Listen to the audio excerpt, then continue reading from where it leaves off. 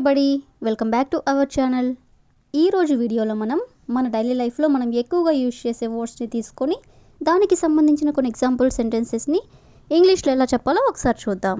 First one, ఇప్పటికిప్పుడు నాకు సమాధానం చెప్పు. ఇప్పటికిప్పుడు నాకు సమాధానం చెప్పు అని అంటూ ఉంటారు కదా, దీన్ని ఇంగ్లీష్లో ఆన్సర్ మీ రైట్ నౌ. ఆన్సర్ మీ అంటే నాకు సమాధానం చెప్పు, రైట్ నౌ అంటే ఇప్పటికిప్పుడే. నెక్స్ట్ వన్, నేను ఇప్పటికిప్పుడు నిర్ణయం తీసుకోలేదు. నేను ఇప్పటికిప్పుడు నిర్ణయం తీసుకోలేదు అని చెప్పాలనుకున్నప్పుడు I can't make a decision right now. I can't make a decision right now అంటే నేను ఇప్పటికిప్పుడు నిర్ణయం తీసుకోలేదు. నెక్స్ట్ వన్, ఇప్పటికిప్పుడు నీతో మాట్లాడాలని లేదు. ఇప్పటికిప్పుడు నీతో మాట్లాడాలని లేదు అని చెప్పాలనుకున్నప్పుడు I don't want to talk to you right now. I don't want to talk to you అంటే నాకు నీతో మాట్లాడాలని లేదు. రైట్ నౌ అంటే ఇప్పటికిప్పుడే. నెక్స్ట్ వన్, ఇప్పటికిప్పుడు నేను రాలేను. ఇప్పటికిప్పుడు నేను రాలేను అని చెప్పాల్సి వచ్చినప్పుడు I can't come right now. I can't come అంటే నేను రాలేను. రైట్ నౌ అంటే ఇప్పటికప్పుడు. నెక్స్ట్ వన్, ఇప్పటికిప్పుడు ఫోన్ చేయొద్దు. ఇప్పటికిప్పుడు ఫోన్ చేయొద్దు అని చెప్పాలనుకున్నప్పుడు don't call me right now. Don't call me అంటే ఫోన్ చేయొద్దు. రైట్ నౌ అంటే ఇప్పటికిప్పుడు. నెక్స్ట్ వన్, ఆమె ఇప్పటికిప్పుడు వంట చేస్తుంది. ఆమె ఇప్పటికిప్పుడు వంట చేస్తుంది అని చెప్పాలనుకున్నప్పుడు she is cooking right now.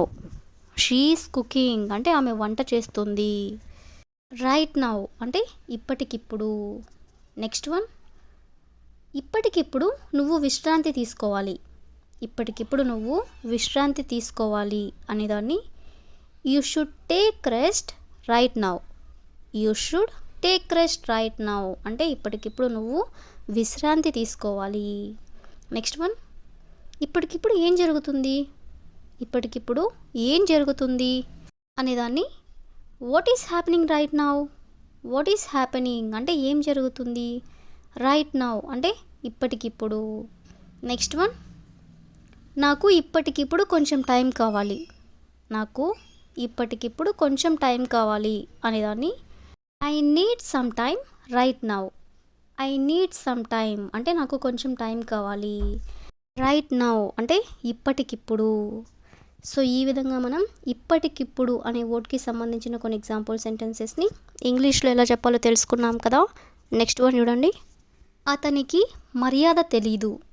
అతనికి మర్యాద తెలీదు అనేదాన్ని హీ డజంట్ నో మేనర్స్.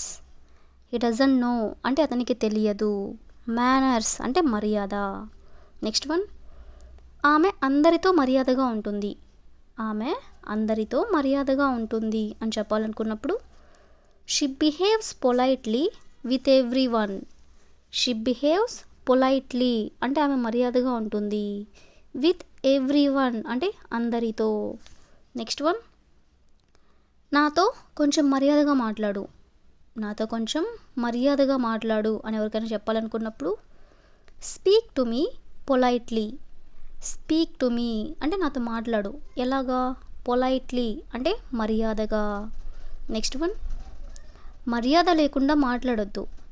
మర్యాద లేకుండా మాట్లాడొద్దు అనేదాన్ని don't speak rudely. Don't speak rudely అంటే మర్యాద లేకుండా మాట్లాడొద్దు. నెక్స్ట్ వన్, అతను టీచర్కి మర్యాద ఇచ్చాడు. అతను టీచర్కి మర్యాద ఇచ్చాడు అనేదాన్ని he showed respect to the teacher. He showed respect అంటే అతను రెస్పెక్ట్ ఇచ్చాడు. టు ది టీచర్ అంటే టీచర్కి. నెక్స్ట్ వన్, మర్యాద ఉన్న వాళ్ళని అందరూ ఇష్టపడతారు. మర్యాద ఉన్న వాళ్ళని అందరూ ఇష్టపడతారు అనేదాన్ని every one likes people with manners. Every one likes people with manners అంటే మర్యాద ఉన్న వాళ్ళను అందరూ ఇష్టపడతారు. నెక్స్ట్ వన్, నీ మర్యాద నాకెంతో నచ్చింది. నీ మర్యాద నాకు ఎంతో నచ్చింది అని చెప్పాలనుకున్నప్పుడు I liked your politeness very much. I liked your politeness very much అంటే నీ మర్యాద నాకెంతో నచ్చింది. నెక్స్ట్ వన్, అతిథులతో మర్యాదగా ప్రవర్తించాలి. అతిథులతో మర్యాదగా ప్రవర్తించాలి అనేదాన్ని we should behave politely with guest. We should behave politely అంటే మనం మర్యాదగా ప్రవర్తించాలి. విత్ గెస్ట్ అంటే అతిథులతో. నెక్స్ట్ వన్, అతను మర్యాద కోసమే అలా అన్నాడు.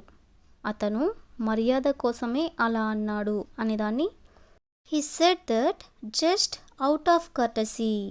He said that just out of courtesy అంటే అతను మర్యాద కోసమే అలా అన్నాడు. నెక్స్ట్ వన్, పిల్లలకు చిన్నప్పటి నుంచే మర్యాద నేర్పాలి.